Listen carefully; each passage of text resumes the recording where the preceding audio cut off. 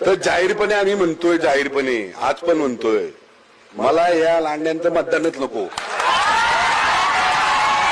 मला मतदानच नको. अरे जो वाईट नजर टाकतो माझ्या माता भगिनींवर त्याचं मतदानच नको. अरे जो आमच्या या देवस्थानच्या जागेवर वगवट बसवतो त्याचं मला मतदानच नको. अरे इथून पुढे आमदार नाही झालो तरी चालेल, पण शेवटच्या श्वासापर्यंत